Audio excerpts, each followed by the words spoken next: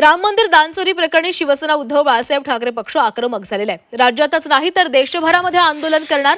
दानचोरी प्रकरणी या चौकशी करणार यंत्रणा त्यांचीच आहे असं संजय राऊत म्हणाले आहेत। यावर नवनाथ बन यांनी प्रत्युत्तर दिलंय। ठाकरेंचं रामरक्षा आंदोलन नसून पक्षरक्षा आंदोलन असल्याची टीका नवनाथ बन यांच्याकडून करण्यात आली आहे।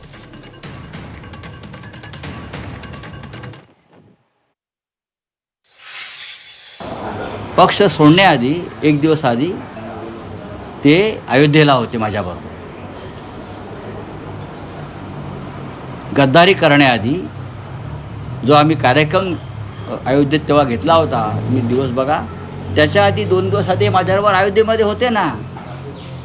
रामाने क्या गद्दारीला परवानगी दिलेली नाही तुमच्या। आणि राम मंदिर लुटीचा विषय हा राहुल गांधींनी समोर आणला। लक्षात घ्या, अभ्यास करा, पेपर वाचा म्हणावं। अभ्यास, फक्त नोटा मोजू नका आणि नोटांचे आकडे वाचू नका, बरं का। ठेकेदाराकडून जे येतात ना, त्या फक्त नोटा वाचण्यापेक्षा मोजण्यापेक्षा वृत्तपत्र पूर्णपणे वाचा आणि माहिती घ्या। काल नागपूरमध्ये रामनगर भागामध्ये जे राम मंदिर आहे भव्य, इथून हाकेच्या अंतरावरती रेशीमबाग आहे आणि संघाचं मुख्यालय आहे। आम्ही त्याच्यासमोर राम मंदिर लुटीविरुद्ध भव्य आंदोलन काल केलं। रामरक्षा आंदोलन, सिक्युरिटी ऑफ रामरक्षा।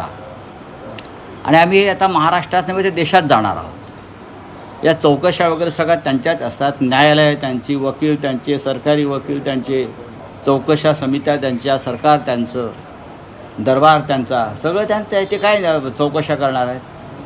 कुठली चौकशी? SIT मध्ये सगळे मुख्य आरोपी बाहेर आहेत। मला असं वाटलं होतं की ते संघभूमीवर जाऊन नाक घासून माफी मागतील। हिंदुत्वादाशी गद्दारी केली, बाळासाहेबांच्या विचाराशी गद्दारी केली, प्रभू रामचंद्रांचं अस्तित्व नाकारणाऱ्यांच्या सोबत जाऊन गद्दारी केली, त्याबद्दल त्यांना प्रायश्चित्त झालं असेल तर त्यांनी संघभूमीवर जाऊन उद्धवजी ठाकरे आणि संजय राऊत यांनी नाक घासून माफी मागायला पाहिजे होतं। परंतु या रामरक्षा आंदोलनाच्या नावानं पक्षरक्षा आंदोलन करणं एवढंच तुम्हाला जमतंय, त्याच्या पलीकडे काहीही जमत नाही।